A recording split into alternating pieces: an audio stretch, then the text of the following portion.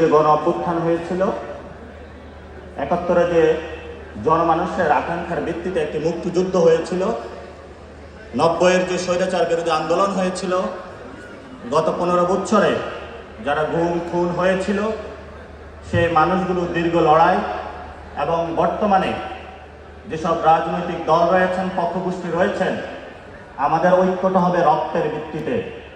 যারা 5 আগস্টে আমরা রাজপথে একসাথে ছিলাম, আমাদের ভাইরা আহত হয়েছে, শহীদ হয়েছে, যারা অঙ্গহানি হয়েছে, আমাদের ঐক্যের জায়গা হলো তারা। এই ঐক্য থেকে যদি আমরা বিচ্যুত হই, আমরা মনে করি জাতীয় নাগরিক কমিটির পক্ষ থেকে বাংলাদেশ একটি সংকটকালীন মুহূর্তে পড়বে। গত 15 বছরে অসংখ্য ভাই শহীদ হয়েছেন, আহত হয়েছেন, তাদের ত্যাগ তিতিক্ষা শেষ পর্যন্ত ছাত্র সমাজের পড়ার টেবিলে গিয়ে বসে। ছাত্ররা তাদের পড়ার টেবিল ছেড়ে জাতির এই সংকটকালীন মুহূর্তে বাংলাদেশকে পুনরুদ্ধারের জন্য, ফ্যাসিস্ট সরকারের বিলুপ্তির জন্য ঐতিহাসিক 3 তারিখে এক দফা দাবি দিয়েছিল।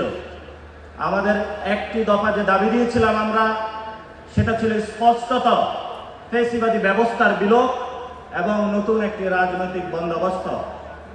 এই ফ্যাসিবাদী ব্যবস্থার বিলোপে আমরা গত 5 মাস সকল রাজনৈতিক পক্ষ গোষ্ঠী এবং যারা প্ল্যাটফর্ম রয়েছেন একত্রিত হয়ে কাজ করছি। কিন্তু দুঃখের বিষয় হলো আজকে আমাদের সামনে আমরা দেখতে পাচ্ছি সচিবালয়, বিভিন্ন রাজনৈতিক মহল, বুদ্ধিজীবী মহল, ব্যবসায়িক গোষ্ঠী, প্রত্যেকটা জায়গায় মিডিয়া সেক্টরে ফ্যাসিবাদীর যে ভূতগুলো রয়েছে তারা তাড়া করছে আমাদের।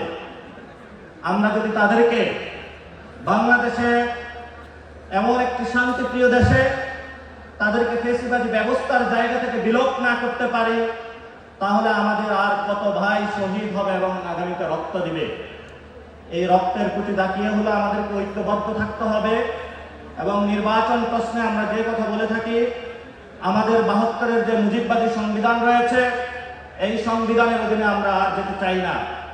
আমরা বাংলাদেশে একটি নতুন সংবিধান চাই, গণপরিষদ নির্বাচন চাই, যে নির্বাচনের মধ্য দিয়ে বাংলাদেশে ৭১-এর যে মুক্তিযুদ্ধের সাম্য, মানবিক মর্যাদা এবং ন্যায় বিচারের আকাঙ্ক্ষা ছিল, সেই আকাঙ্ক্ষাকে যে সংবিধান ভুলণ্ঠিত করেছিল, নতুন করে মানুষের আকাঙ্ক্ষাকে ধারণ করে, ৯০-এর আকাঙ্ক্ষাকে ধারণ করে, ২৪-এর রক্তের আকাঙ্ক্ষাকে ধারণ করে আমাদের একটি নতুন সংবিধান এই জনমানুষকে উপহার দিতে হবে। এই জনমানুষকে উপহার দেওয়ার জন্য এই পার্টির আপনারা যারা রয়েছেন, আমরা যেভাবে 5 তারিখে ঐক্যবদ্ধভাবে মাঠে ছিলাম, আগামীর সংগ্রামও আমরা সবাই ঐক্যবদ্ধভাবে মাঠে থাকতে হবে। এবং এখানে আমার সামনে জাতীয় বিভিন্ন রাজনৈতিক দলের নেতৃবৃন্দ রয়েছেন, আপনাদের জ্ঞাতার্থ বলছি, আমরা যদি নতুন একটি সংবিধান গণপরিষদের নির্বাচনের মাধ্যমে না পাই, তাহলে আমরা মনে করি বাংলাদেশ আর একটি সংকটকালীন মুহূর্তে যাবে। আপনাদের দায়িত্ব আমরা আমাদের কাজে তুলে নিয়েছি। 5 তারিখে যেভাবে আমরা তুলে নিয়েছিলাম, ভবিষ্যতেও আমরা এই জাতির একটি অগ্রনায়ক ভূমিকায় অবতীর্ণ হব। জাতির যে দিক নির্দেশ হয় সংকটকালীন মুহূর্তে, অতীতেও যেভাবে আমরা কাজ করেছিলাম, বর্তমানেও করছি, ভবিষ্যতে ইনশাআল্লাহ আমরা মানুষের পাশে থাকব। ছাত্রদেরকে পাশে পাবেন, তরুণদেরকে পাশে পাবেন এবং আপনাদের খুবই সূক্ষ্মভাবে তরুণরা, ছাত্ররা যে ভাষাগুলো অতীতে নিয়ে এসেছিল, এখনো বলছে এবং ভবিষ্যতে তাদের এই লড়াইগুলো আপনারা উপলব্ধি করতে সক্ষম হবেন। যদি সেই জায়গায় আপনারা সক্ষম না হন, তাহলে আমাদের যে নতুন রাজনৈতিক ব্যবস্থার জন্য আমরা মাঠে নেমেছিলাম, সেই রাজনৈতিক বন্দোবস্ত বাধাগ্রস্ত হবে। আমরা চাই না অতীতের যে পুরাতন যে সিস্টেমগুলো রয়েছে, সেই পুরাতন সিস্টেমের ঝেঁকে বসা যে ভূতগুলো রয়েছে, এস্টাবলিশমেন্টের যে জায়গাগুলো রয়েছে, সেগুলোর কারণে যদি নতুন রাজনৈতিক বন্দোবস্ত বাধাগ্রস্ত হয়, তাহলে সেখানেও হয়তো বা ছাত্র জনতা আবার নতুন করে তাদের রক্ত দিতে হবে। আমরা দীর্ঘ একটি যুদ্ধের মধ্য দিয়ে বাংলাদেশে একটি সুযোগ সৃষ্টি হয়েছে, অনেকগুলো প্রতিষ্ঠান ধসে পড়েছে। গত 53 বছরে একটি সিঙ্গেল প্রতিষ্ঠান বাংলাদেশে যে বিরাজমান নাই, যে প্রতিষ্ঠানকে আঁকড়ে ধরে নতুন করে আমরা বাংলাদেশ পুনর্গঠন করতে পারবো। এই জন্য আমাদের বাংলাদেশের আর্মি, ব্যুরোক্রেসি, বিশ্ববিদ্যালয়, হেলথ কেয়ার, এডুকেশন, প্রত্যেকটি ধসে পড়া সেক্টরকে এই 24-এর গণ অভ্যুত্থানের যে শক্তির মধ্য দিয়ে আমাদের সামনে একটি সুযোগ সৃষ্টি হয়েছে, আমাদেরকে ঐক্যবদ্ধভাবে এই সুযোগকে কাজে লাগাতে হবে। এবং এই সুযোগের কোনো ব্যত্যয় যদি কোনো জনগোষ্ঠী আকারে আমাদের সামনে আসে, তারা ছাত্ররা এবং তরুণরা আবার রাজপথে মাঠে নামতে আবার প্রস্তুত তারা।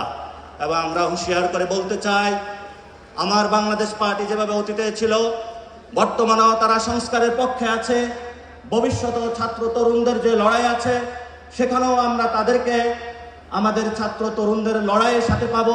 এবং গণপরিষদ ইলেকশন, নতুন সংবিধান প্রণয়ন, সংস্কারের কাজগুলো বিনির্মাণ এবং গত 15 বছরে যারা আমাদের মা বোনদের উপর অত্যাচার চালিয়েছিল, যারা শাপলার উপরে ট্র্যাজেডি চালিয়েছিল, পিলখানায় হত্যাযজ্ঞ চালিয়েছিল, তাদেরকে একটি বিচারক প্রক্রিয়ার মধ্য দিয়ে নিয়ে এসে বাংলাদেশে একটি জায়গায় নিয়ে নিষিদ্ধের দিকে যদি আমরা যেতে না পারি, তাহলে সেই দিল্লির যে ফ্যাসিস্ট মদতদাতা মুজিববাদী শক্তি বাংলাদেশের মানুষের উপর আবারও তারা অস্ত্র নিয়ে নেমে পড়বে।